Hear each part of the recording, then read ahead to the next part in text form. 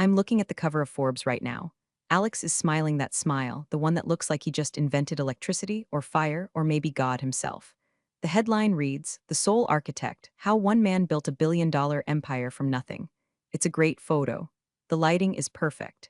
It hides the fact that he hasn't written a line of code since 2017. It hides the fact that his vision was usually just a manic scribble on a napkin that I had to turn into a patentable reality. But mostly, it hides me. I'm Mira. To the new hires, I'm the quiet woman in legal who sends emails about compliance training. To the board, I'm a line item. But to that man grinning on the magazine rack, I'm the person who owns 49% of the company he's trying to sell out from under me. He thinks I'm a ghost. Thinks because I don't tweet, I don't exist. He's about to find out that ghosts haunt houses, but lawyers foreclose on them. Before I get into how I dismantled a billion-dollar IPO with a single red folder, you need to understand the architecture of the lie. This isn't a story about a messy breakup. It's a story about a breach of contract. And if you're into watching corporate arrogance get surgically removed without anesthesia, you might want to stick around. Also, if you enjoy seeing tech bros get what's coming to them, hit subscribe and drop a like. It helps the algorithm almost as much as Alex thinks he helps the world. Thanks, guys. Let's rewind 6 years. We weren't in a glass-walled office in Palo Alto back then. We were in a studio apartment in San Jose that smelled like mildew and stale Red Bull.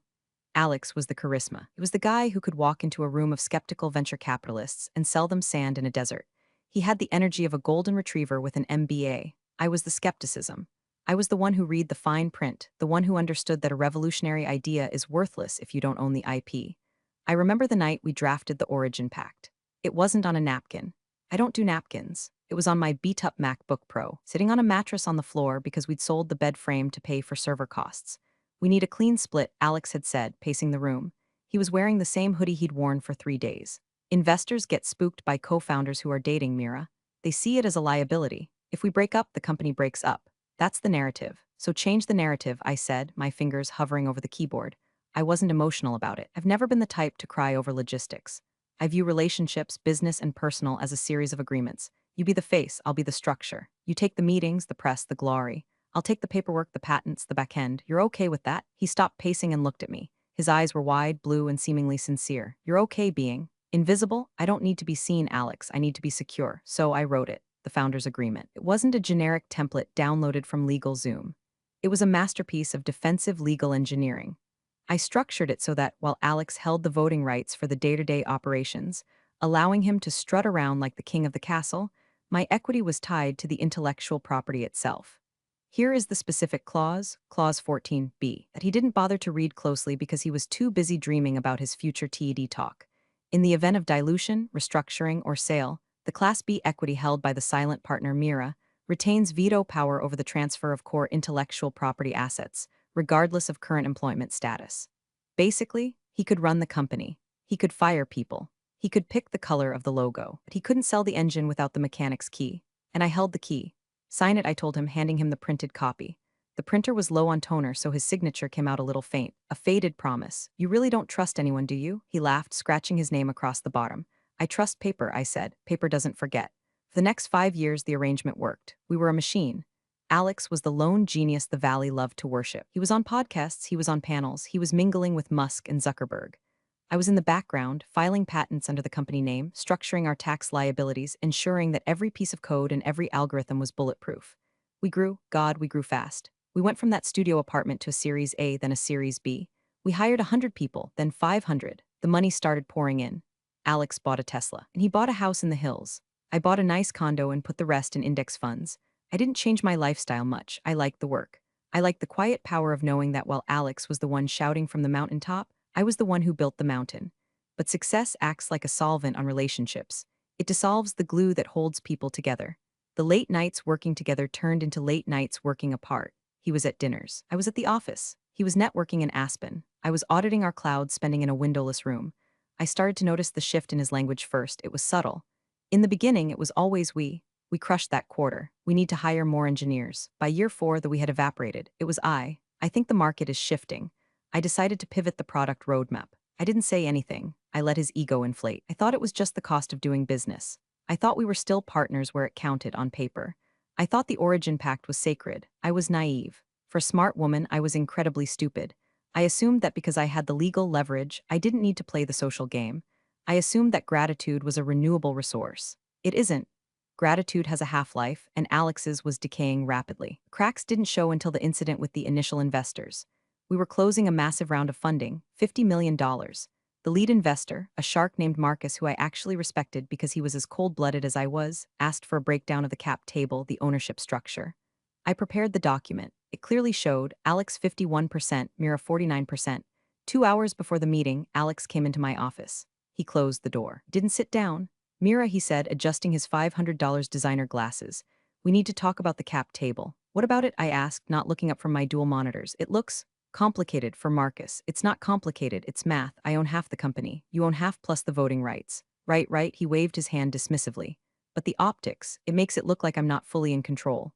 Marcus invests in founders. Mira, singular, the lone wolf myth. It's what gets the valuation up. So what are you suggesting? I finally looked at him. Let's just hide your column for this presentation.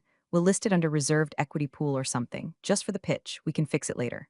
My stomach tightened. In the legal world, hiding columns is a polite way of saying fraud, but I looked at him. This was the man I had built everything with, the man I had shared a mattress on the floor with. He looked stressed, he looked desperate to close this deal.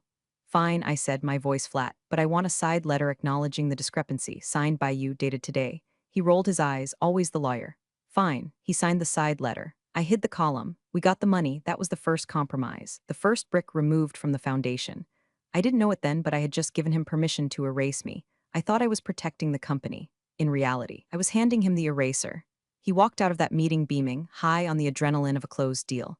He hugged me in the hallway, a quick one-armed squeeze that felt more like a football coach congratulating a water boy than a partner hugging a co-founder. We did it, he whispered. Then he corrected himself. I did it. He didn't think I heard him, but I hear everything. That night, I went home and pulled out the original hard copy of the founder's agreement from my fireproof safe. I sat on my floor, drinking a glass of lukewarm water, and read it again. Clause 14b. It stared back at me. In the event of dilution, I traced the words with my finger. I didn't know why I felt so uneasy. We had the money, we were successful, but something in the air had shifted. The smell of ozone before a lightning strike. I put the document back in the safe. Locked it, then I did something I hadn't done in years. I backed up my entire email history to an external hard drive, every thread, every attachment, every love you, thanks for saving my ass text message from 2018. I didn't know why I was doing it. Call it instinct. Call it paranoia. Call it the subconscious realization that the man on the magazine cover was no longer the man I knew. The erasure had begun, and I was the only one who could see it happening. The romantic breakup happened 3 months after the funding round, and honestly, it was less dramatic than canceling a gym membership. There were no throwing plates, no screaming matches. Just a quiet dinner at a sushi place where the lighting was too dim and the fish was too expensive. I think we've grown apart, Alex said, poking at a piece of yellowtail with his chopsticks. He wouldn't meet my eyes. He was looking over my shoulder, probably checking his reflection in the window or scanning the room for someone more important than me. We work together 18 hours a day, I replied, sipping my tea. How much closer can we get? That's the problem, Mira. It's too much, I feel. Stifled, I need space to breathe. To expand. To expand, I repeated. It was such a VC buzzword to use in a relationship conversation. I half expected him to show me a slide deck on why our romantic ROI was plummeting. Yeah, space. I think we should end the personal side of things. Just focus on the mission, I agreed. Truthfully, I was tired too. Tired of being the grounding wire for his unlimited voltage. Tired of managing his moods, his anxieties, his sudden shifts in direction. A clean break personally seemed logical. We were professionals, we could handle it. But Alex didn't want a clean break. He wanted a clean slate. The week after he moved his stuff out of my condo, the blur began. It started with the calendar invites.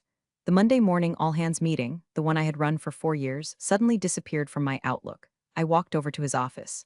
His assistant, a 22-year-old named Chloe who looked at Alex like he was a K-pop idol, tried to stop me.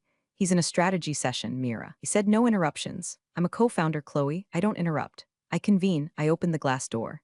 Alex was sitting at the head of the table, surrounded by the new VPs we had just hired, VP of Marketing, VP of Product, VP of Vibes, I'm not kidding. They all fell silent when I walked in. On the whiteboard, there was an organizational chart. My name wasn't on it. Mira. Alex stood up, his smile tight, plastered on like a sticker. Just brainstorming, high-level stuff. Didn't want to bore you with the blue sky thinking. I know you hate the fluff. I don't hate fluff, Alex. I hate being excluded from decisions that affect my equity. You're not excluded, he laughed, a nervous, jagged sound. You're just insulated. Look, we just broke up. It's awkward for the team. I thought you'd want some time, some distance. To heal, to heal. He was weaponizing our breakup to push me out of the boardroom. He was framing my exclusion as an act of mercy. It was brilliant in a sociopathic kind of way. I don't need to heal, Alex. I need to work. Why is my name missing from the org chart? He walked over to me, lowering his voice, putting a hand on my shoulder. It felt heavy, patronizing. It's just a draft, Mira. Just optics for the new hires. They get confused with two bosses. We need a clear chain of command. You're still? You're the legal eagle, the brain. Nothing changes on paper. Nothing changes on paper, I echoed. Exactly. Go take a personal day. Get a massage. You look tired. I didn't take a massage. I went back to my desk and logged into the admin console. That's when I saw it. My permissions had been altered. I used to have super admin status on everything: Jira, Slack, the codebase repositories. Now, I was read only on half the channels. I tried to access the executive strategy Slack channel. Access denied. I tried to pull the latest financial projections from the shared drive. Request permission from owner. The owner was Alex. I sat there, the glow of the monitor washing over my face, feeling a coldness spread through my chest. This wasn't an oversight, this was a siege. He was systematically cutting the lines of communication, bricking me up inside my own castle. I could have stormed back into his office. I could have made a scene. I could have screamed until the glass walls shook. That's what he wanted. He wanted me to be the crazy ex-girlfriend. He wanted to paint me as unstable, emotional, unfit to lead. If I screamed, I validated his narrative, so I did the opposite. I went silent.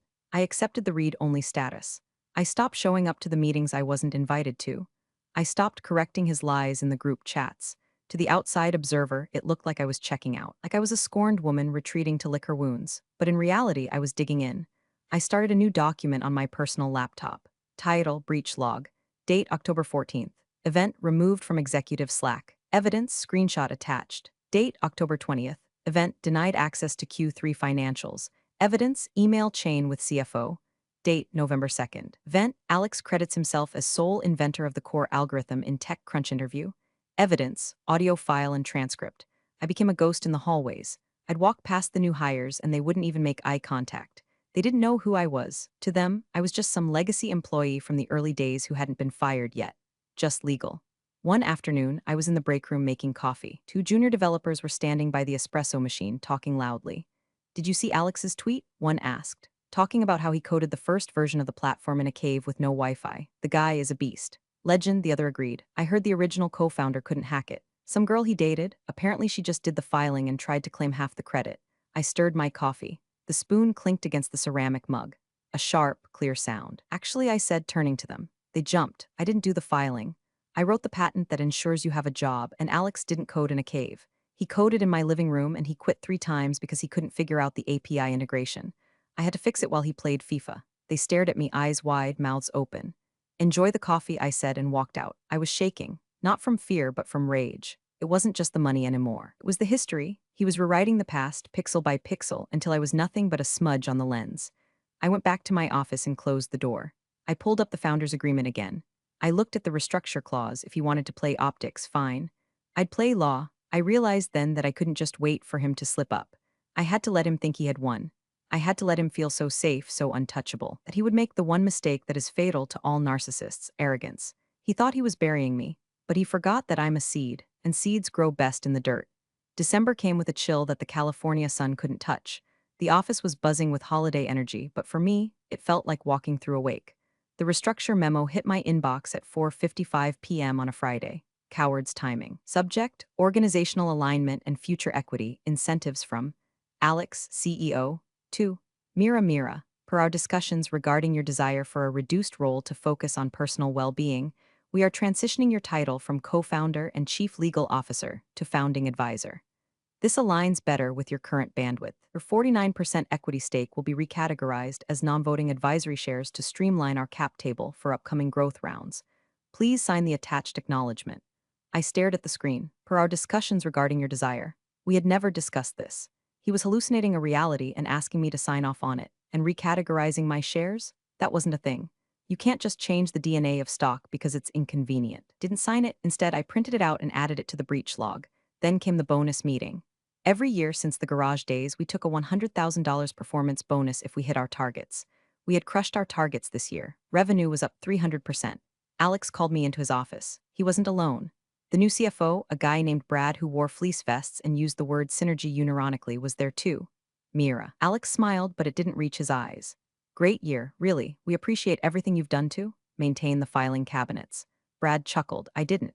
We're making a strategic decision to reinvest all executive bonuses back into the company this year," Alex said, leaning back in his air-own chair. "Runway is king, right? We want to show the board we're lean." So no cash bonuses for C-suite. I assume this applies to you too, Alex, I asked. Of course. He said smoothly, I'm taking zero. We're in this together.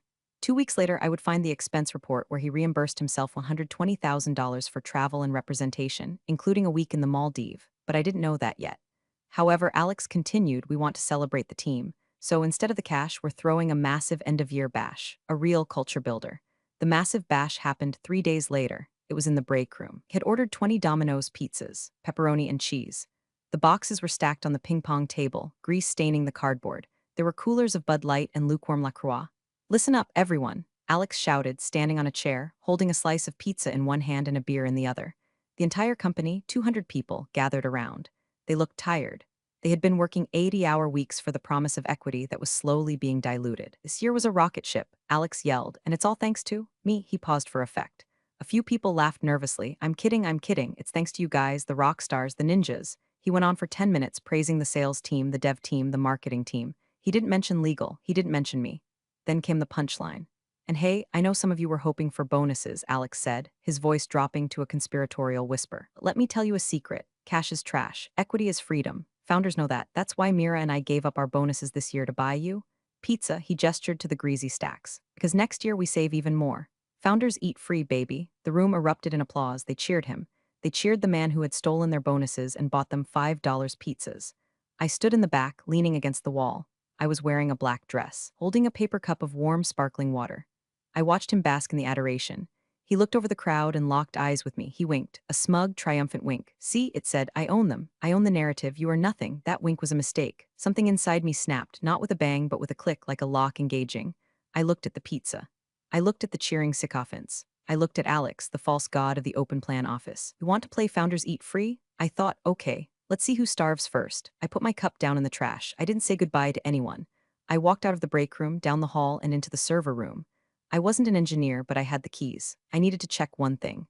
I logged into the master repo using a backdoor admin account I had set up 3 years ago for emergency redundancy. Alex had removed my main account, but he had forgotten about the emergency protocol. He was sloppy. He always focused on the UI, never the backend. I was still in. I navigated to the legal folders hidden deep within the drive structure, the ones only the founders were supposed to see. I found the folder labeled IPO prep. I opened it. There were drafts of the S1 filing. I scanned them quickly. Founder, Alex last name. Ownership, 100%. He had done it. He had actually put it in writing. He was preparing to file for an IPO claiming 100% ownership. He was going to sell the company to the public, and he was going to leave me with nothing but advisory shares and pizza. I felt a cold smile spread across my face. It wasn't a happy smile. It was the smile of a butcher sharpening a knife. If he had kept me at 49%, he could have been a billionaire. He could have had it all. But he had to have the credit. He had to be the sole architect. He had just committed securities fraud, and he had done it on a server I had access to. I pulled a USB drive from my pocket. I copied the folder. Then I walked out of the building. The cool California night air hit my face. I took a deep breath. It smelled like exhaust and jasmine. I took out my phone and dialed a number I hadn't called in 2 years. Hello? A voice answered. It was gritty, tired. Simon, I said, it's Mira. I need a contract lawyer, not a nice one. I need a wartime consigliere. Mira, I haven't heard from you since the Series A. Is everything okay? No, Simon. Everything is perfect. I'm about to burn a unicorn. Simon introduced me to a man named Elias. Elias didn't have a glass office. He worked out of a brownstone in San Francisco that smelled like old leather and pipe tobacco. He was 70 years old, wore suspenders, and had eyes that looked like they had seen every variety of human greed and found it boring. So, Elias said, adjusting his spectacles as he looked over the stack of documents I had brought. He wants to take it public. And he says he owns it all. That's the summary, I said, and you have this? He tapped a finger on the yellowed, coffee-stained original founder's agreement. The Origin Pact. Cute name. It was a joke, until it wasn't. Elias hummed. Spent the next 3 hours reading. He didn't speak, he just turned pages. The only sound in the room was the ticking of a grandfather clock and the rustle of paper. I sat there, hands folded, watching him. This was the surgery. He was diagnosing the patient to see if there was anything worth saving or if we were just going to harvest the organs. Finally, he stopped at page 42. Here, he said, his voice raspy. Clause 14b is good. The IP veto. But have you looked at Clause 19? The cure period? I wrote it, I said. If one party breaches the agreement, they have 30 days to cure the breach after notification. If they don't, the aggrieved party can trigger accelerated vesting or dissolution. Right. But look at the amendment you filed in year 2. The one regarding the patent assignments. I frowned. I remembered that amendment. He had done it to satisfy a paranoid IP lawyer from a potential acquirer who eventually walked away. What about it? It says, Elias reads slowly, that in the event of a material misrepresentation of ownership to third parties, specifically investors or regulatory bodies, the cure period is waived. And he looked up at me, a glimmer of amusement in his eyes. The IP assignment becomes voidable retroactively. I froze. Retroactively? I whispered. I thought it just stopped future transfers. No, Elias smiled, revealing crooked teeth. The way you phrased it shall be deemed void ab initio. It means if he lies about owning it, the legal fiction is that the company never owned the IP. It reverts to the inventors. Plural. My heart hammered against my ribs. I'm listed as co-inventor on all 7 core patents. Exactly. If we can prove he lied to investors, which, based on this S1 draft, is about to do on a federal level, then the company doesn't own its own product. You do, and he does, as individuals, jointly, which means he can't sell the company, because the company is an empty shell. It's a car without an engine. I sat back, the realization washing over me like ice water. It was the nuclear option. If we triggered this, the IPO wouldn't just fail, the company would implode. The stock would be worthless, the employees. One's cheering for pizza. They would lose everything too. I hesitated. The employees, I said, they're innocent in this. Elias looked at me over his glasses. Collateral damage, Mira. Do you want to save them or do you want justice? You can't have both. Not with a cancer this deep. I thought about the pizza party. I thought about the founding advisor memo. I thought about the wink. He built this on my back, I said softly. If he wants to burn me. He burns the house down. Good, Elias said. Now we need to build the trap. We can't just sue him now. He'll settle, offer you a payout, make it go away quietly. You want to hurt him? You let him walk all the way to the edge of the cliff. You let him file that S1. You let him stand in front of the world and claim he's the king. And then we push. The next 2 months were a blur of double lives. By day, I was the submissive founding advisor. I came into the office. I smiled. I signed the meaningless compliance forms Alex sent me. I let him see me defeated. Glad to see you're on board, Mira, he said one morning, stopping by my desk. He was wearing a new suit. Italian. The IPO roadshow kicks off next month. Big times. I'm happy for you, Alex, I said, typing on my keyboard. I wasn't typing work. I was transcribing a time-stamped audio recording of him admitting to the board that he handled the Mira situation. Yeah, well, we'll make sure you're taken care of, he said vaguely. Maybe get you a nice severance package once we go public. You could travel. Eat, pray, love style. That sounds nice, I said. I've always wanted to see Italy. Great food, he grinned, ciao. By night, I was with Elias. We were building the injunction packet. It was a masterpiece of litigation. We compiled every email where I discussed the IP. We compiled the original assignment documents. Compiled the side letter he signed about the optics. We also found something else. A small detail, but a deadly one. The founders' agreement had a renewal clause. Every 5 years it had to be reaffirmed or it auto-renewed. The 5-year mark had passed 6 months ago. Alex hadn't reaffirmed it. He hadn't canceled it. He had ignored it. He thinks it expired. Elias chuckled one night, pouring us both a scotch. He thinks because the initial term was 5 years. He's free and clear. But clause 22, I said, reciting it from memory. Unless explicitly terminated in writing by both parties, this agreement shall automatically renew for successive 5-year terms. He didn't read to the end, Elias said. Hubris is a hell of a drug. We had him. We had him on contract law. We had him on IP law. We had him on securities fraud. But we needed the timing to be perfect. The S1 filing is scheduled for Tuesday. I told Elias. He's doing the ringing of the bell ceremony. Well, the metaphorical one. The roadshow kickoff event is at the Ritz-Carlton. All the institutional investors will be there. Is he speaking? Yes, he's doing the keynote, the sole visionary. Elias nodded. That's the moment, when he publicly claims ownership. That's the trigger event for the misrepresentation clause. So we interrupt the wedding, I said. No, Elias smiled. You object when the priest asks if anyone knows a reason why these two should not be wed. And we bring receipts. I went home that night and stared at the ceiling. I felt a strange calm. The panic was gone. The hurt was gone. There was only the cold, mechanical ticking of the clock. The trap was set. The bait was laid and the rat was hungry. The IPO hype machine is a loud, vulgar beast. It eats truth and defecates money. In the weeks leading up to the filing, the office transformed into a cult of personality. Giant posters of Alex's face appeared in the lobby. Quotes from his visionary blog posts were stenciled onto the glass walls of the conference rooms. Innovation is the refusal to accept the status quo. Alex, I wanted to vomit. Innovation? His biggest innovation was figuring out how to expense a private jet as research. The company website was scrubbed. My bio page, which had already been buried 3 clicks deep, was deleted entirely. Our story page was rewritten. It now described a heroic journey of a solitary genius toiling in a garage, my garage, to change the world. Alex, I noticed the website update, I said during a passing moment in the break room. Oh, yeah, he said, not breaking stride. Marketing thought it was cleaner. A single narrative cuts through the noise. You get it. I get it, I said. Then came the Wired article.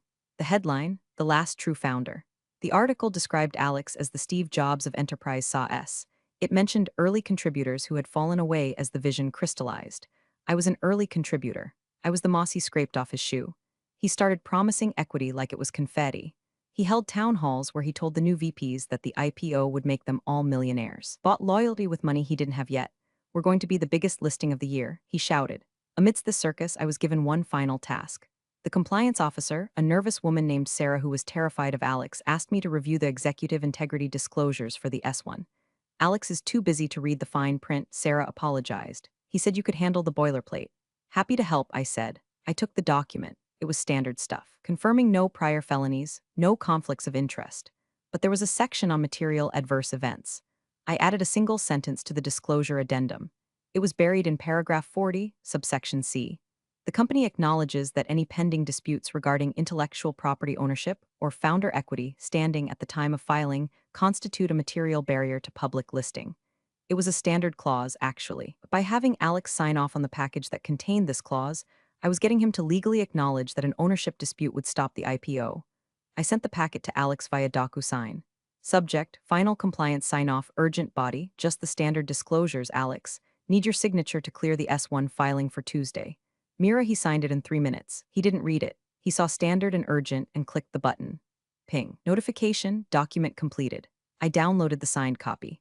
I saved it to 3 different hard drives. That afternoon, I walked by the sales floor. The bros were high-fiving. They had a countdown clock on the wall, days to IPO 04. They were picking out colors for their Lamborghinis. I felt a pang of pity for them. They believed the myth. They didn't know that they were passengers on the Titanic, and the captain had just sold the lifeboats to pay for a better uniform. I ran into Brad, the CFO, by the elevator. Exciting times, Mira. He beamed. You must be proud, even with the step back, it's still your baby in a way. It is, I said. It's very much my baby. And you know how mothers are. They're very protective. Right, he laughed, checking his watch. Hey, are you coming to the kickoff at the Ritz on Tuesday? Alex wasn't sure if you'd want to come, that it might be boring for you. Oh, I wouldn't miss it for the world, I said. I love a good show. Great, I'll make sure you're on the list. Maybe in the back row, less glare from the stage lights. The back row is perfect, I said. I like to see the whole room. I went back to my desk. I had one more call to make. I dialed the number of the one person Alex was truly afraid of, not a lawyer, an investor, the original investor. Marcus. He had been the lead on our Series A. It was the one Alex had tried to hide me from with the optics lie. But Marcus was smart. He had always asked me tough questions during board meetings, questions Alex couldn't answer. Mira, Marcus answered on the second ring.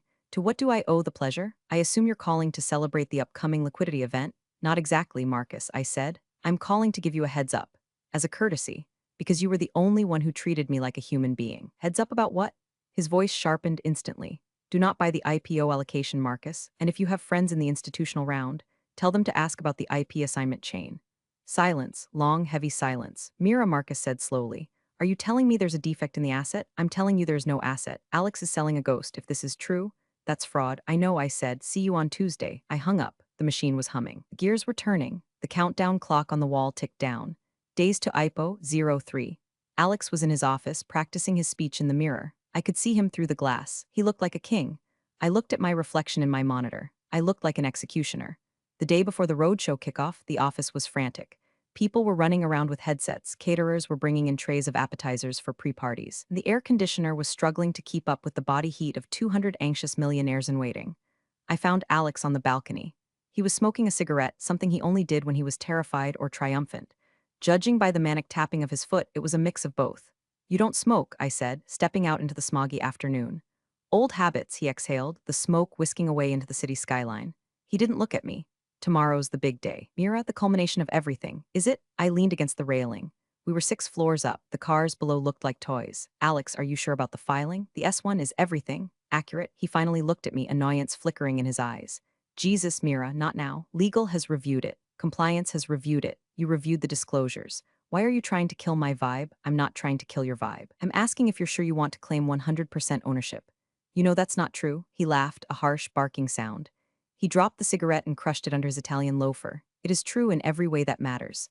I built this brand. I raised the capital. I led the team. You were helpful in the beginning, but you're an advisor now. You have your shares. You'll get rich. Why do you care about the title? It's not about the title. It's about the law. If you file that document tomorrow, you are committing perjury and fraud. I'm giving you a chance, Alex. Amend the filing. List me as a co-founder. Acknowledge the IP split. We can still do the IPO, but we do it honestly. He stepped closer, invading my personal space.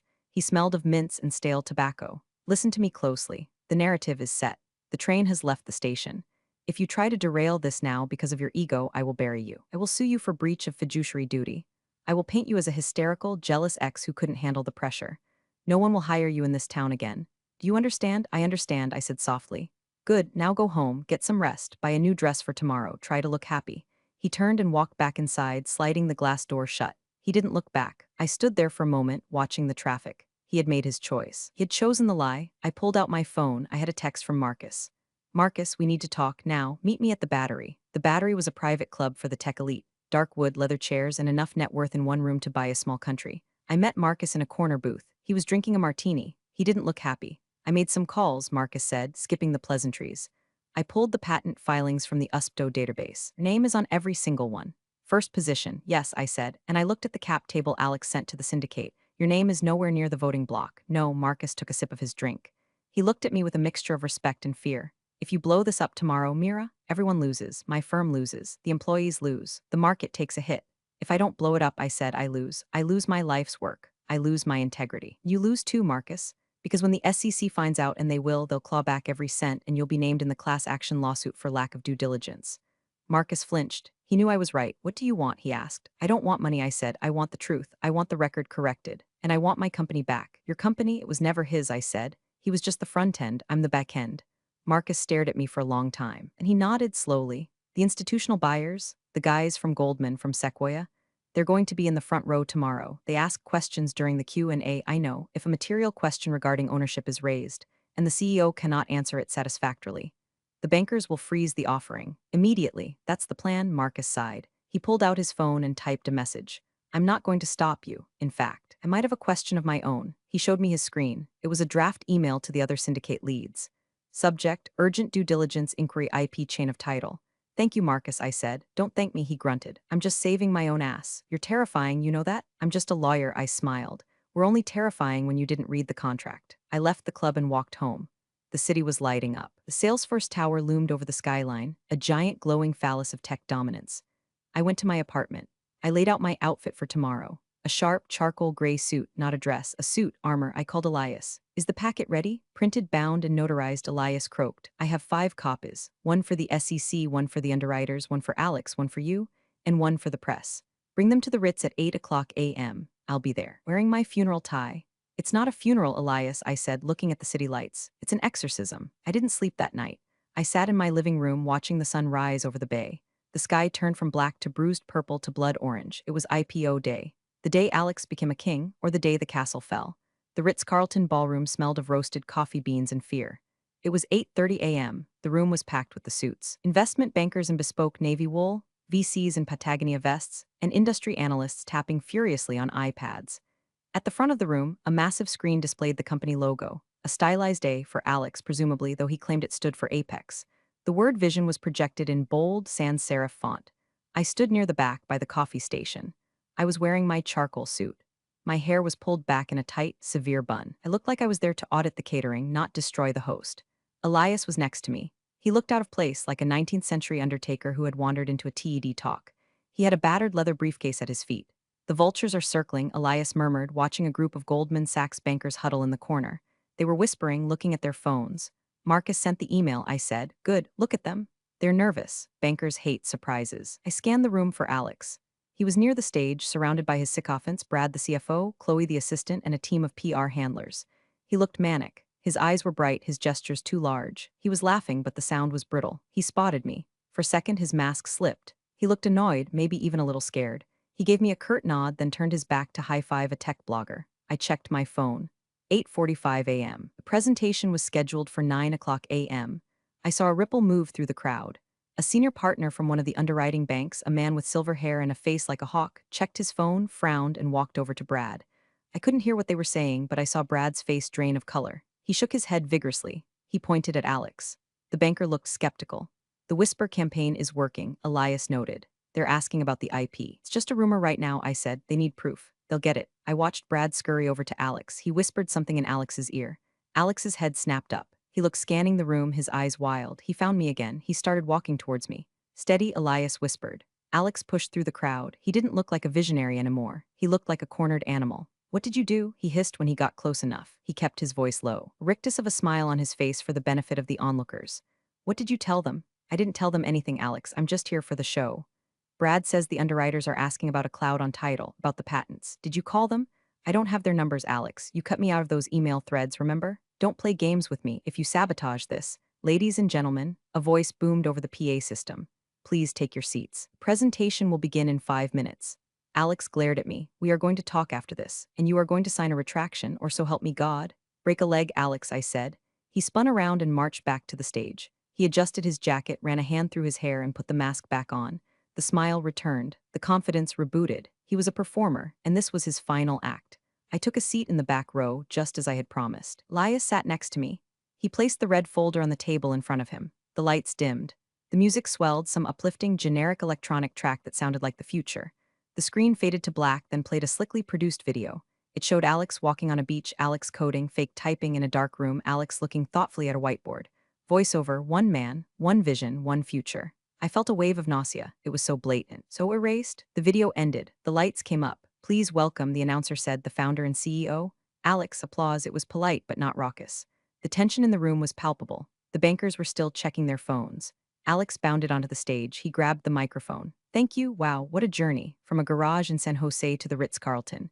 They said it couldn't be done. They said a single founder couldn't scale a platform this complex. But here we are. He paused for applause. He got silence. He faltered slightly. Right, so let's talk numbers. He clicked the clicker. A slide appeared, revenue growth. He started his pitch. He was good. I had to give him that. He was charming, articulate, passionate. If you didn't know he was a liar, you'd buy stock right now, but I knew. And the silver-haired banker in the front row knew something was wrong. Alex reached slide 10. Intellectual property and moat. Our platform is defended by a fortress of proprietary algorithms, Alex said, his voice rising. We own the stack. Top to bottom, no dependencies, no liabilities, just pure owned innovation. That was the line. The silver-haired banker raised his hand. It wasn't a Q and a session yet. You don't interrupt the pitch. Alex froze. We'll do Q and at the end, Peter. This is a fundamental question, Alex, Peter said, standing up. The room went deathly silent. Received an inquiry this morning regarding the assignment chain of the core patents 1 through 7. Can you confirm on the record that you are the sole assignee? Alex laughed. It was a terrible sound, of course. It's a clerical thing. I'm the founder. The company owns the IP. Is there a co-inventor? Peter asked. Mira last name. Alex gripped the podium. His knuckles were white. She was a contractor. Early days, she has no claim. That's not what the USPTO database says, Peter said, and that's not what your founder's agreement says. Alex looked at the back of the room. He looked at me. I stood up. I didn't shout. I didn't throw a drink. I just stood up, smoothed my suit jacket, and picked up the red folder. Actually, I said, my voice carrying clearly across the silent ballroom, I'm not a contractor. I'm the architect. And then I started walking toward the stage. The walk from the back of the ballroom to the stage felt like it took an hour. It probably took 30 seconds. The only sound was the clicking of my heels on the parquet floor. Every head turned. 200 people watching the ghost materialize. Alex looked like he was having a stroke. His mouth opened and closed, but no sound came out. He looked at security, but they didn't move. You don't tackle a woman in a $2,000 suit holding a legal file. You assume she belongs there. I stopped 10 feet from the stage, right in front of the row of bankers. Elias was a step behind me like my shadow. Mira, Alex croaked into the microphone. Feedback whined, sit down, we can discuss this later. We're discussing it now, Alex, I said. I didn't need a microphone because you're about to ask these people for $200 million based on a lie. I turned to Peter, the silver-haired banker. I handed him the red folder. Inside, I said, you will find the original founder's agreement, signed 6 years ago. You will find the IP veto clause, specifically clause 14B, and you will find the amendment regarding material misrepresentation. Peter opened the folder. He put on his reading glasses. The other bankers leaned in like seagulls spotting a French fry. What is this? Alex shouted, trying to regain control. This is blackmail. She's a disgruntled ex-girlfriend. She's trying to sabotage the company. Clause 14B. Peter read aloud, his voice dry and devoid of emotion. The silent partner retains veto power over the transfer of core intellectual property assets. He looked up at Alex. Did you disclose this restriction in the S1? It's invalid, Alex yelled. The agreement expired. It was a 5-year term. Clause 22, Elias spoke up for the first time. His voice was gravel. Automatic renewal unless terminated in writing. Did you terminate it in writing? Mr. CEO, Alex went pale. I thought. He didn't, I said, so the agreement is active, which means I own 49% of the company, and I have veto power over this IPO. The room erupted. Murmurs turned into shouts. Analysts were furiously typing. This was a disaster. This was the Fire Festival of Finance. But it gets better, I said, raising my voice slightly to cut through the noise. Because Alex just stood on the stage and claimed sole ownership to a room of investors, he triggered the misrepresentation amendment. Peter flipped to the back of the folder. He read the clause, his eyes widened. The IP reverts, Peter whispered. Void ab initio. He looked at the other bankers. He closed the folder. We're out, Peter said. What? Alex dropped the microphone. It hit the floor with a deafening thud. Goldman is withdrawing from the syndicate, Peter said, standing up. Cannot underwrite an offering where the underlying assets are in dispute. This IPO is dead. You can't do that, Alex screamed. He jumped off the stage. He looked manic, sweaty, terrifying. I built this. I am the brand. You're a liability, Peter said coldly. Alex turned to me. He looked like he wanted to hit me. He looked like he wanted to cry. Why? He whispered. Why would you burn it all down? You lose too, Mira. Your stock is worthless now. You just cost yourself $50 million. The room fell silent again, waiting for my answer. I didn't do it for the money, Alex, I said. I looked him dead in the eye. I did it because you forgot the first rule of engineering. What? He spat. You never build on a cracked foundation. I turned to Elias. Serve him. Elias reached into his battered briefcase and pulled out a thick envelope. He handed it to Alex. You are hereby served with a cease and desist regarding the use of Mira's patented technology, Elias said, and a lawsuit for breach of contract, fraud, and breach of fiduciary duty. Alex held the envelope like it was radioactive. The investors were already leaving. The suits were checking the exits, calling their offices, trying to distance themselves from the blast radius. The screen behind Alex still flashed, vision. It looked like a joke now. I looked at Brad. The CFO, he was slumped in his chair, head in his hands. I looked at the sales bros in the back. They weren't high-fiving anymore. They looked terrified. I'm sorry, I said to the room, though I was mostly speaking to the employees. But he stole the company. I'm just taking it back. I turned and walked out. I didn't look back at Alex. I didn't need to see him crumble. I heard it. I heard the shouting, the accusations, sound of a billion-dollar valuation evaporating into thin air. I walked out of the ballroom, through the lobby, and out onto the street. The sun was shining. It was a beautiful day in San Francisco. My phone buzzed. It was a notification from the Wall Street Journal. Breaking, tech unicorn IPO halted amidst founder fraud allegations. I smiled. I hailed a cab. Where to? The driver asked. The nearest pizza place, I said. I'm starving. The fallout was radioactive. The company didn't survive the week. Once the IPO was pulled and the fraud allegations hit the press, the VCs triggered their liquidation preferences. They stripped the carcass of whatever cash was left to recoup their investments. Alex was fired by the board 3 days later. They tried to save face, blaming it all on a rogue CEO. But the damage was done. The brand was toxic. The SEC investigation took 6 months. Alex settled. He was banned from serving as an officer of a public company for 10 years and had to pay a massive fine. He lost the house in the hills. He lost the Tesla. Last I heard, he was trying to launch a crypto scam in Dubai. He's shilling alpha male mindset courses on TikTok now. As for me, I didn't get the $50 million. The stock is worth zero. The paper wealth evaporated. But I got the IP. Because the misrepresentation clause triggered the reversion. I legally own the core code, all of it. The engine that ran the billion-dollar machine is sitting on a hard drive in my safe. I could sell it. Google has called. Microsoft has called. They offered me enough money to buy an island. I haven't sold it yet. I started a new company. It's small. Just me and 3 engineers, the 2 guys from the coffee machine who Alex mocked, and Sarah from compliance, who is actually a brilliant ops manager. We work out of a small office in Oakland. No glass walls. No Vibes VP, no magazine covers. We're rebuilding the platform, but we're doing it right this time. We're calling it Architect, and the founder's agreement, it's 1 page. It says, we tell the truth, we share the credit, and nobody eats pizza instead of a bonus. Sometimes, late at night, I check Alex's Instagram. He looks tired. The filter can't hide the bags under his eyes. Posts videos of himself in a rented Lamborghini, talking about how haters and snakes tried to bring him down, but he's rising like a phoenix. He has 500 views. I drink my wine, a very expensive Cabernet that I bought with the settlement money from the defamation suit I won against him, and I watch. He thinks he was the victim. He thinks he was a tragic hero brought down by a bitter ex. He'll never understand that he wasn't brought down by emotion. He was brought down by syntax. He was brought down by a comma he didn't read and a clause he didn't respect. A lot of people ask me if it was worth it, destroying a unicorn, losing the fortune, burning the village to kill the monster. I think about the founding advisor memo. I think about the pizza party. I think about the wink. I look around my small, quiet office. I own the lights, I own the chairs, I own the code. And most importantly, I own my name. Yeah, it was worth it. So, to all the soul architects out there, standing on stages, taking credit for work you didn't do, erasing the people who built your pedestal, a word of advice, check your paperwork. Because the ghost in the machine might just be holding the kill switch. And she's not real smiling. Power doesn't announce itself, it just acts.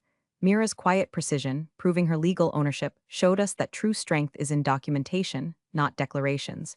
You simply cannot sell what isn't yours. Appreciate you all for sticking through this one. See you in the next story. There is a specific sound a multimillion-dollar biomedical research facility makes when it's running perfectly. It's not silence, It's a rhythmic, humming vibration. It's the sound of 86 ultra-low temperature freezers cycling on and off to protect 3 decades of tissue samples. It's the synchronized whir of centrifuges spinning at 15,000 RPMs and the soft, pneumatic hiss of the AC systems maintaining a positive pressure environment so that the pathogens inside the biosafety level 3 lab don't drift out into the hallway to meet the undergrads. For 12 years, I was the conductor of this symphony. I was the named principal investigator, PI, on the T32 institutional training grant and the massive U54 Center grant that served as the financial spine of this university's medical research department. In layman's terms, I brought in the money, I managed the science, and I ensured the federal government didn't shut us down. I'm Marisol. I don't shout, I don't slam doors, and I don't leave paper trails of incompetence. I'm a scientist.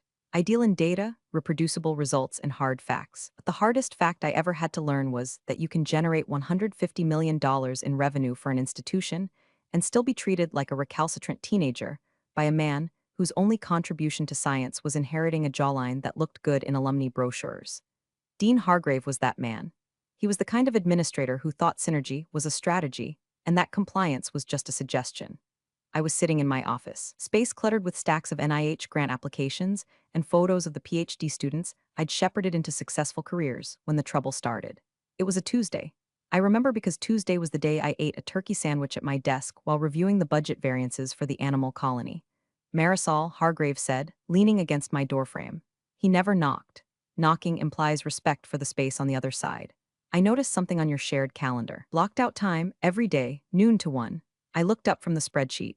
Yes, Dean, that's my lunch hour. It says Policy 601. That looks like a course code.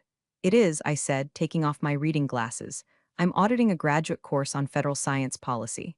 It helps with the grant renewals to understand the changing legislative landscape regarding funding allocation. By the way, if you're into stories where competent women get pushed to the edge by corporate idiots and then burn the whole village down, do me a favor and hit subscribe button and maybe give this a like. It helps the algorithm find the other people who need a little vicarious revenge today. Thanks, you're the best. Hargrave frowned, a look that crinkled his perfectly tanned forehead. During the workday, during my unpaid lunch hour, I corrected him gently. I eat while I listen to the lecture. I'm back at my desk by 1:05 p.m., usually answering emails regarding the IRB protocols you asked me to expedite. He walked into the room then, closing the distance between us. It was a power move, designed to make me crane my neck up at him. It looks distracted, Marisol. We have the site visit for the renewal coming up in 6 months. That's $150 million on the table. I need your eyes on the ball, not in some textbook. My eyes are on the ball, Dean. The policy course is for the ball. Understanding how the NIH is shifting its priorities on diversity and inclusion is critical for the narrative of the renewal application. I'm doing this to ensure we get the money. He chuckled, a dry, patronizing sound that grated on my nerves like sand in a bearing. Leave the strategy to the leadership team, Marisol. You're the mechanic. Keep the engine running. You don't need to worry about where the car is going. The mechanic. I have a PhD in molecular biology and a master's in public health. I have authored 42 peer-reviewed papers. I have sat on federal review panels, but to Dean Hargrave, I was just the mechanic. The help. The person who tightened the screws so he could drive the Ferrari and wave to the donors. I'm not dropping the course, Hargrave, I said, keeping my voice level. It's my personal time. It doesn't impact my deliverables. It impacts the perception of your commitment, he shot back, his smile fading into a thin, hard line. When I look at my department chair, I want to see 110% focus, not someone trying to pad their resume for their next job. I'm not looking for next job, I lied. Well, it was a half-lie. I wasn't looking yet, but the writing was on the wall, written in invisible ink that only people like me could read. I'm trying to be better at this one. We'll see, he said, pushing off the doorframe. Just remember who signs the effort certification reports, Marisol. Perception is reality in this building. He walked away, leaving the scent of expensive cologne and cheap intimidation in his wake. I stared at the empty doorway for a long time. My heart wasn't pounding, my hands weren't shaking. I wasn't scared. I was calculating. See, Hargrave made the classic mistake of the arrogant mediator. He assumed that because I was quiet, I was compliant. He assumed that because I cared about the program, I would tolerate any abuse to protect it. He didn't understand that the mechanic knows exactly which bolt to remove to make the wheels fall off at 60 miles per hour. I turned back to my computer. I didn't close the spreadsheet. I opened a new folder on my private drive. I named it Documentation. If he wanted to talk about reality, I was going to start collecting some receipts. The hum of the freezers seemed to deepen, a low growl of agreement. The war hadn't started yet, but the first shot had just been fired, and he didn't even know he was the one in the crosshairs. The following week, the department held its monthly all-hands meeting. These gatherings were usually an hour of self-congratulatory slideshows where Hargrave took credit for the work of postdocs who were surviving on ramen noodles and caffeine. We gathered in the large auditorium, the air stale with recycled AC and suppressed groans. I sat in the third row, notebook open, pen poised. I was the model employee. I was focused. Hargrave took the podium, flashing that megawatt smile that probably secured more donations than our actual cancer research data. Great quarter, everyone, he boomed. Really spectacular effort across the board. He clicked to the next slide. It was a picture of Kyle, a junior principal investigator who had been with us for barely 2 years. Kyle was 29, wore vests over t-shirts, and had a habit of borrowing my lab technicians without asking. I want to give a special shout-out to Kyle, Hargrave said, beaming. Kyle has just launched his own biotech consulting firm on the side. It's this kind of entrepreneurial spirit that puts our university on the map, showing the industry that we have the brains and the business savvy. Stand up, Kyle. Kyle stood up, waving awkwardly. The room clapped politely. I didn't clap. I felt a cold knot tighten in my stomach. Kyle was running a for-profit business during the work week, using, undoubtedly, university resources and reputation to bolster his personal brand, and he was being heralded as a visionary. I, on the other hand, was taking a lunch hour course to understand how to save the university's federal funding, and I was being threatened with insubordination. The hypocrisy wasn't just a bitter pill, it was a cyanide capsule. It signaled that this wasn't about time management or commitment. This was about control. Kyle was non-threatening to Hargrave because Kyle wanted to make money. Hargrave understood greed. He respected it. But me, I wanted knowledge. I wanted policy influence. I wanted to understand the machinery of power that men like Hargrave monopolized, and that terrified him. After the meeting, I went straight to my office. I didn't go to the lab to check on the cell cultures. I didn't go to the animal facility. I closed my door and logged into the university's email server. I started digging. Not for dirt on Kyle. He was irrelevant, just a symptom of the disease, but for the paper trail of my own existence. I downloaded every performance review from the last 12 years. Every single one was rated exemplary.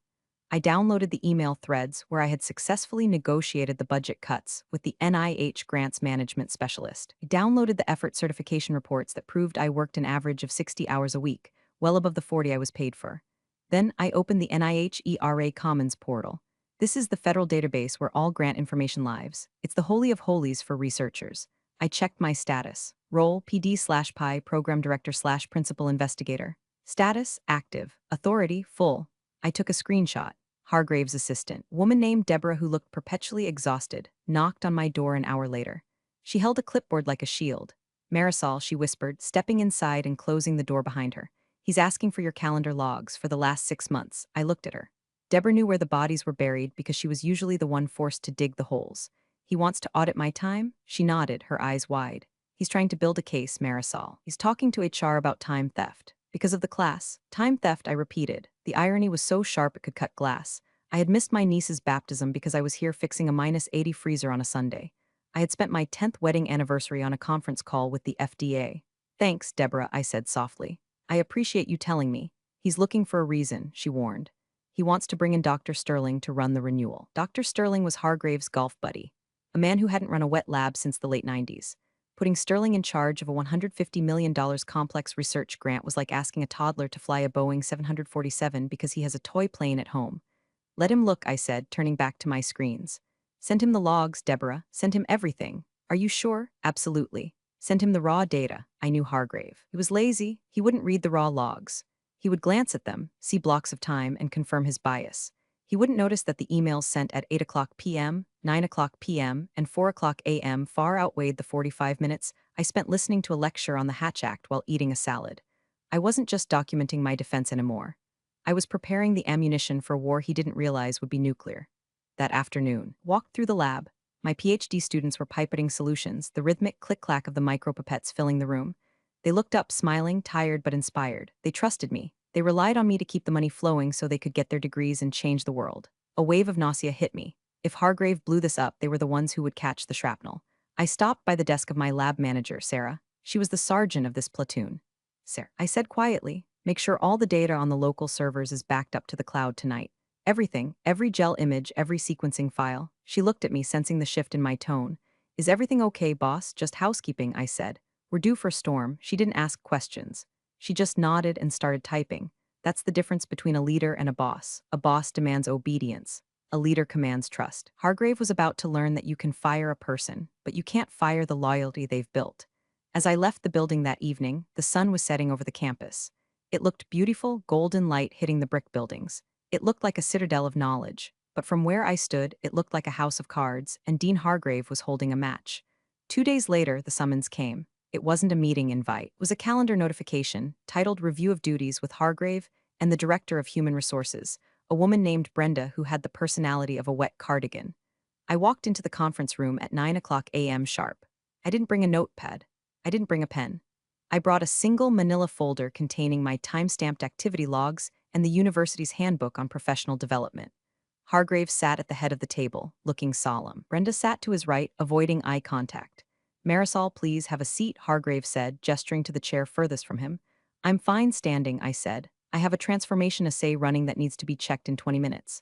Hargrave sighed, the sound of a disappointed father. This is exactly what we need to discuss. Your prioritization.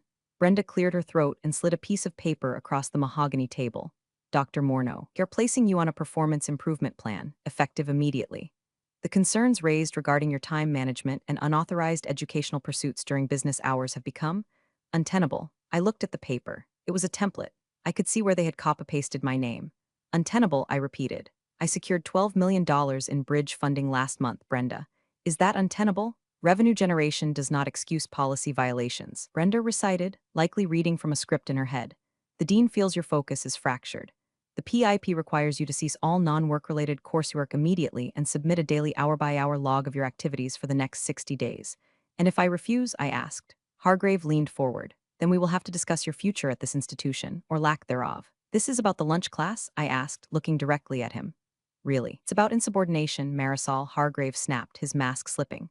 I told you to drop it. You didn't. You challenged my authority on my floor. You think because you bring in the grants you're untouchable, but you're not. The university owns the grants. The university employs the staff. You are just an employee. The university owns the grants, I said slowly, testing the weight of the words. Is that your understanding, Dean? That the NIH awards money to the building, not the scientist? The award is to the institution, he said smugly. You are replaceable. There it was, the fatal error. He truly believed that the science happened by magic and that the millions of dollars flowing in were due to the prestigious letterhead, not the brain managing the complex web of federal regulations, animal welfare protocols, and scientific aims. I see, I said. So to clarify, drop the class or be fired. We prefer the term separated. Brenda added helpfully. I'll need to think about it, I said. You have 24 hours to sign the PIP, Hargrave said. Make the right choice, Marisol. Don't throw away a career over a hobby. I walked out. I didn't go to the lab, I went to the server room. Technically, I wasn't supposed to be in there without IT, but I had the master key because the temperature sensors for my samples were routed through there. I let myself in. The room was cold and loud with the roar of cooling fans. I wasn't there to sabotage. I'm not a vandal. I was there to protect myself. I initiated a full export of the regulatory compliance drive. This wasn't the scientific data that belonged to the university, technically. This was the record of my work as the PI. The Institutional Review Board approvals, the Institutional Animal Care and Use Committee IACUC protocols, biosafety level certifications. These documents were legal affidavits signed by me, attesting that I was overseeing the safety and ethics of the research.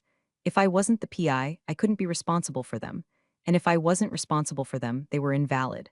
I copied everything to an encrypted external drive. As the progress bar crawled across the screen, my phone buzzed. It was a text from Sarah, my lab manager. Hargrave just toured the lab with Dr. Sterling. Sterling asked if we could consolidate the mouse colonies to save space. He wants to put the immunocompromised mice in the general population room. I stared at the screen. Putting immunocompromised mice in a general room would kill them within days. It would ruin 3 years of genetic breeding. It was scientifically illiterate. What did you tell him? I texted back. I told him that would kill the models. He told me that he's the incoming strategic director, and I should worry about cleaning cages. My hand shook, not from fear, from rage. They weren't just coming for me, they were coming for the work. They were going to dismantle a decade of progress because Sterling wanted to save space for his ego and Hargrave wanted to prove a point. The download finished. I pulled the drive. I knew what I had to do. Signing the PIP was an admission of guilt, was a collar around my neck. If I stayed, I would be micromanaged into insanity, and eventually fired anyway once they felt they had transferred enough of my knowledge to Sterling. I wasn't going to give them the time. I walked back to my office. I looked at the photos of my team. I looked at the whiteboard covered in molecular pathways. I was going to lose this battle. I knew that. but I was going to make sure that winning it cost Hargrave everything he valued. I sat down and typed a single email, not to Hargrave, to the registrar's office. Please confirm my enrollment in Policy 601 for the remainder of the semester.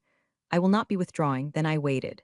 The next morning, my badge didn't work on the parking garage reader. It flashed red. Access denied. I wasn't surprised. I reversed my car, parked in the visitor lot, paid the $25 daily rate, and walked to the building. A security guard at the front desk, a man named Earl who I'd baked cookies for every Christmas for 10 years, couldn't look me in the eye. They told me to send you straight to admin, Dr. Morneau, he mumbled, looking at his shoes. Sorry. It's okay, Earl, I said. You're doing your job. I took the elevator up to the dean's suite. The hallway felt longer than usual. The silence was heavy. Hargrave and Brenda were waiting. The door was already open. There was a cardboard box on the table. You didn't sign the PIP, Hargrave said. He sounded almost gleeful. No, I said. I didn't. Then you've left us no choice, he said, smoothing his tie. Effective immediately, your employment with the university is terminated for insubordination and failure to adhere to university policy regarding time allocation. Terminated, I said. The word hung in the air. It will allow you 15 minutes to collect personal effects from your office, Brenda said, reciting her lines. Security will escort you. You are not to access any computers. You are not to speak to staff. And the grant? I asked. The renewal meeting is in 4 months. We have it handled. Hargrave waved a hand dismissively. Dr. Sterling has graciously agreed to step in as interim PI. He's already reviewing your files. Sterling doesn't have the clearance for the BSL-3 lab, I noted. He's being fast-tracked, Hargrave snapped. Stop worrying about the university, Marisol. Worry about your unemployment hearing. We will be contesting it. I looked at him. I really looked at him. I saw a man who thought he was cutting out a tumor, unaware he was actually removing the heart. Can I have that in writing? I asked. The termination notice, specifically stating the reason is insubordination regarding the course. It's all in the packet, Brenda said, pushing a thick envelope toward me. I picked it up. It felt heavy.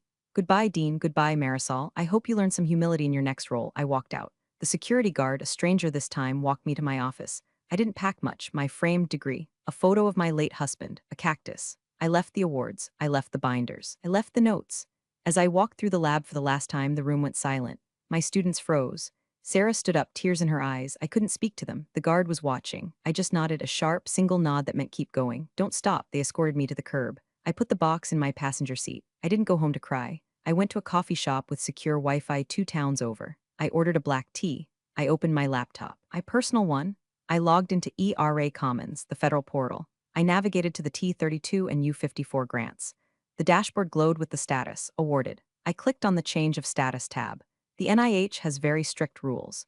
A grant is awarded to an institution, yes, but it is awarded contingent on the specific competence of the named principal investigator.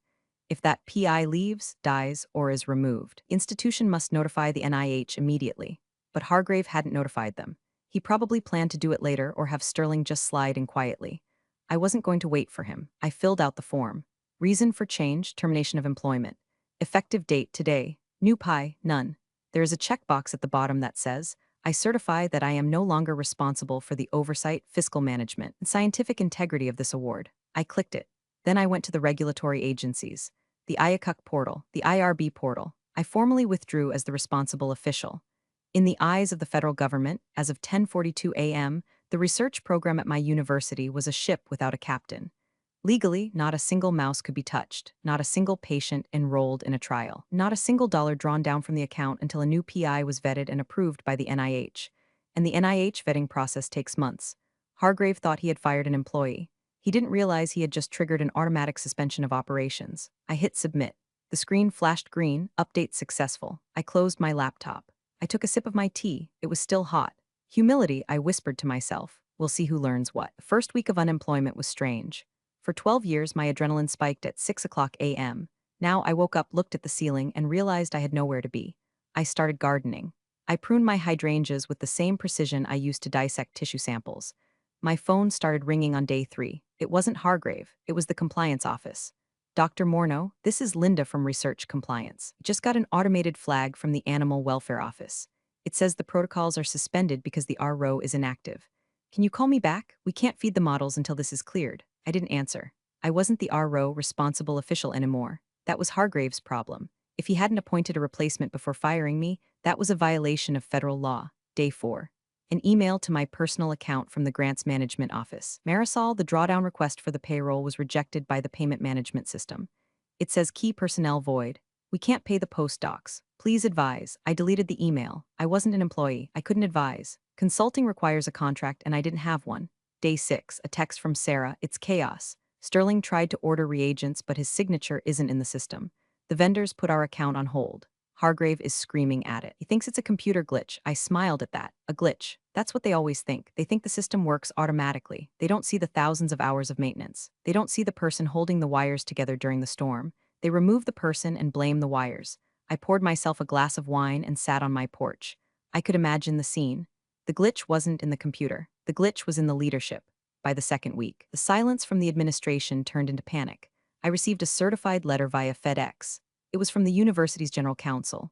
Dear Dr. Morneau, it has come to our attention that you have altered federal records regarding Grant U-54. You are hereby ordered to restore access and assist in the transition. I laughed out loud. Altered? I hadn't altered anything. I had reported a fact. I was no longer employed, therefore, was no longer the PI. I didn't reply to the letter. Instead, I forwarded it to my attorney, a shark of a woman named Jessica who specialized in academic labor law. She called me 10 minutes later. They're threatening you for complying with the law? She asked, sounding delighted. It appears so. Don't answer them, she said. Let them dig. If they want you to fix it, they have to hire you back. And if they hire you back, it's going to cost them triple. I don't want to go back. Jessica, good, she said. Then we watched them burn. I spent the next month quietly interviewing. I didn't apply to job postings. I reached out to my network. The world of high-level biomedical research is small. Word had gotten out that I was available. The rumors were wild. Some said I had embezzled money. Some said I had a nervous breakdown. But the people who mattered, the other serious scientists, they knew the truth. They knew Hargrave. They knew the score. I had a meeting with the dean of research at a rival university in Maryland. Why did you leave? He asked. Professional differences regarding compliance and resource allocation, I said. I heard Hargrave fired you over a lunch class, he said, raising an eyebrow. That was the stated reason. He shook his head. We have a policy here, Marisol. If you want to take a class, we pay for it, especially if it helps us get grants. That sounds logical, I said. We have an opening for department chair, he said. We need someone to clean up a mess. We need a mechanic. I smiled. I'm pretty good at fixing engines. But I come with a condition, which is I bring my own team once their contracts are liberated. He grinned. I think we can accommodate that. Back at my old university, the silence was breaking. The glitch hadn't been fixed. The renewal deadline was looming, and the NIH program officer had just scheduled the site visit. Hargrave had appointed Sterling as the interim PI in the university system, but he hadn't gotten the NIH approval yet. He assumed it was a rubber stamp. He was about to find out that the NIH doesn't use rubber stamps. They use microscopes, 2 months post-termination.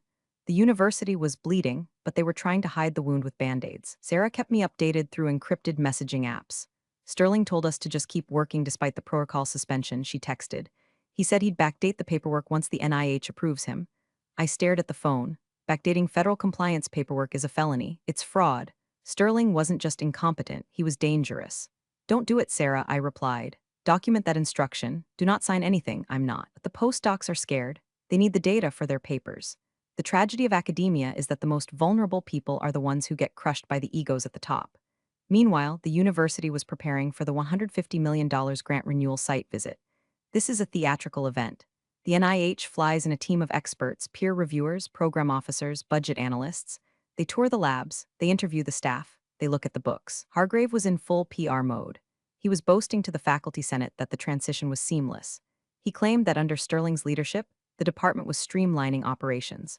Streamlining meant that 3 of my specialized technicians had quit because Sterling yelled at them for using too many gloves.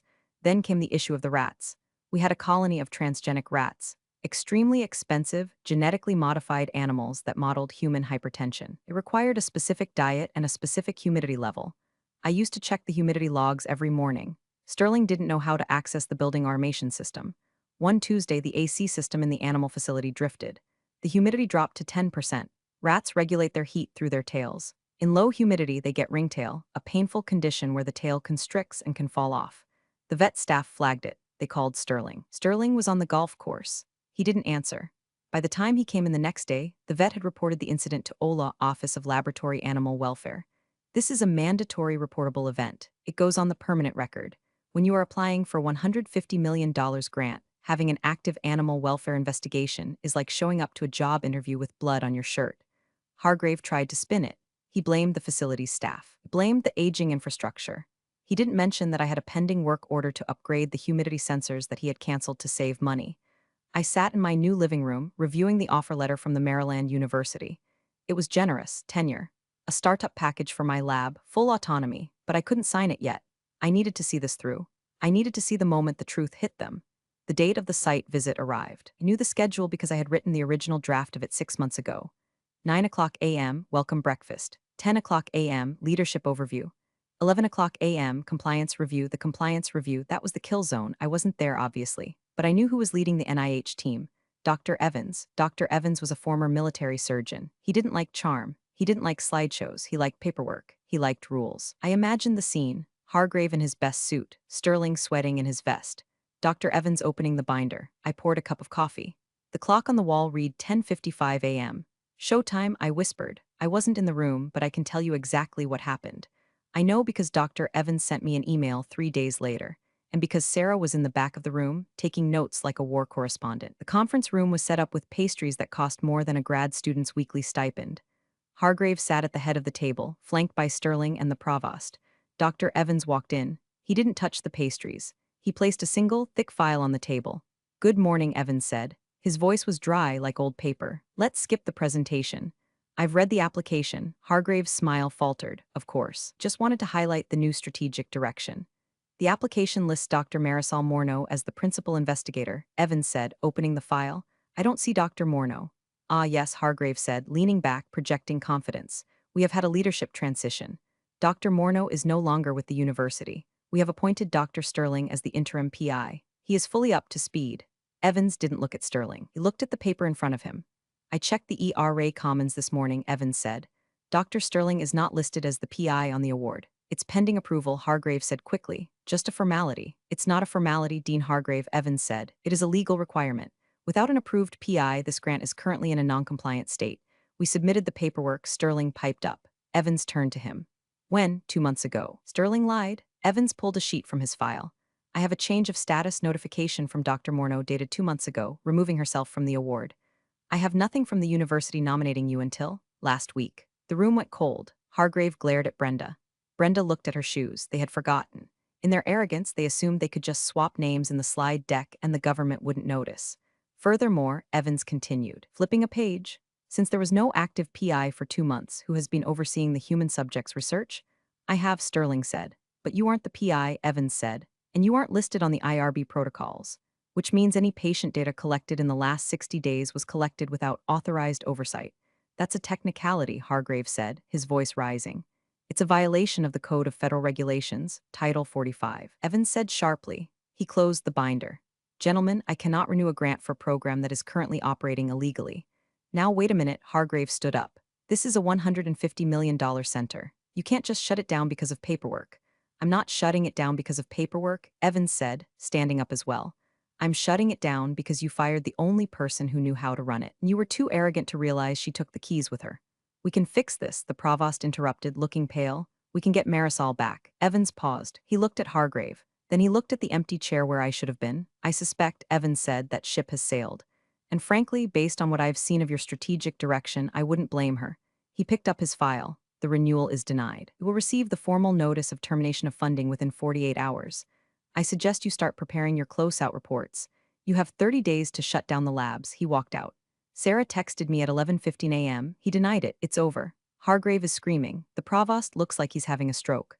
I sat on my porch. A bird landed on the feeder I had just filled. It chirped, a happy, oblivious sound. I didn't feel happy. I didn't feel sad. I felt the specific, cold satisfaction of an equation balancing out. Force equals mass times acceleration. Stupidity equals arrogance times consequence. The collapse was fast. It wasn't a slow decline, it was a cliff drop. The notice of award, termination arrived via email the next day. It was CC'd to the university president. $150 million. Gone. Overhead costs, the money the university keeps for lights and administration. Gone. Salary support for 45 faculty members. Gone. The provost suspended Hargrave pending an internal investigation. It was a nice gesture, but it was like putting a Band-Aid on a decapitation. The real tragedy wasn't in the administrative offices. It was in the labs. Because the funding was pulled immediately, the animal colonies had to be reduced. That's the polite euphemism. I drove to the campus that Friday. I couldn't go inside, but I met Sarah in the parking lot. She was crying. "They made us euthanize the hypertension line," she sobbed. 6 years of breeding, gone in an hour. Sterling didn't even watch. He sent the vet text to do it. I held her. I felt a deep, burning sorrow for the waste of it all. Not for the money, for the knowledge, for the potential cures that were now just ash in an incinerator because a man in a suit felt threatened by a woman with a plan. I'm sorry, Sarah, I said. I'm so sorry. It's not your fault, she said, wiping her face. You protected us as long as you could. Pack your things, I told her. And tell the postdocs to pack theirs. Don't sign any severance agreements. Why? Because you're not staying unemployed, I said. I signed the offer with Maryland this morning. I'm the new chair of the Department of Molecular Medicine, and I have 5 open lines for technical staff and budget for 3 postdocs. Her eyes widened. You're taking us? I'm taking the talent, I said. Hargrave can keep the furniture. The fallout continued for weeks. The local news picked up the story. Major research grant lost due to compliance failures. They didn't mention the lunch class. They mentioned administrative mismanagement. Hargrave tried to spin it one last time. He gave an interview saying that regulatory burdens were stifling innovation. Dr. Evans, bless his heart, gave a quote to the Washington Post. The NIH supports innovation. We do not support negligence. The failure at this university was a failure of leadership, plain and simple. Hargrave was quietly asked to resign. He retired to spend time with his family. I'm sure his family was thrilled. Sterling was demoted back to assistant professor. His consulting firm was investigated for conflict of interest. Turns out he was using university data to pitch to investors. He was fired 6 months later, but the damage was done. The center was hollowed out. The hallways where we had made discoveries were dark. The freezers were unplugged, their doors left open to prevent mold. The hum was gone. It was a graveyard. I sat in my new office in Maryland. It was bigger. The window looked out over a grove of trees. My phone rang. It was the provost from my old university.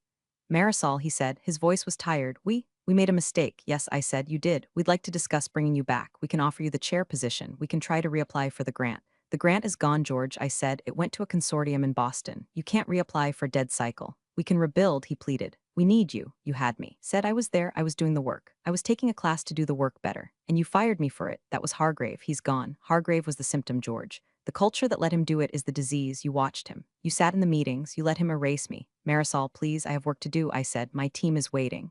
Goodbye, George. I hung up 6 months later. My new lab is up and running. The hum is back. The freezers are cycling. Centrifuges are spinning. Sarah is the lab manager here. She got a 20% raise. The postdocs are happier. The culture here is different. They respect the work. I still take my lunch hour. I finished Policy 601. I got an A. I'm now enrolled in a course on executive leadership in science. My new dean saw it on my calendar. He didn't call HR. He sent me a book recommendation. I heard from a friend back at the old place. The building is half empty. They're renting out the lab space to a cosmetic testing company to make ends meet. The Center for Excellence is now testing anti-aging cream on beagles. It's tragic, but it's not my tragedy. Sometimes, I think about Hargrave. I wonder if he understands what happened. I wonder if he realizes that he didn't lose $150 million because of a rule. Lost it because he couldn't stand the idea of a woman knowing more than him about how his own car worked. He thought I was insubordinate. I wasn't insubordinate. I was indispensable, and he was too stupid to know the difference. There's a saying in mechanics, if it ain't broke, don't fix it. But there's a corollary that people forget. If you break it on purpose, don't expect the person you fired to come back and glue it together. I walked out of my office and down the hall. The students waved. The data was flowing. The NIH had just invited me to sit on a high-level advisory council for future funding. I checked my phone, a text from an unknown number. Hope you're happy. I looked at it. I didn't block the number. I wanted him to be able to reach me, just so he could know I was reading it and choosing not to reply. I typed a reply in my head, the one I'd never send. I'm not happy, Hargrave. Happiness is fleeting. I'm effective, and that lasts longer. I deleted the draft. I put the phone in my pocket. I walked into the lab, put on my gloves, and got back to work. We have a grant to write. And this time, nobody is going to stand in my way. Real power doesn't always announce itself with a title. It resides in competence and indispensable knowledge. Marisol quietly let their arrogance unravel an entire program. Underestimating someone's true value often costs far more than any perceived slight. Never forget that. Appreciate you all for sticking through this one. See you in the next story.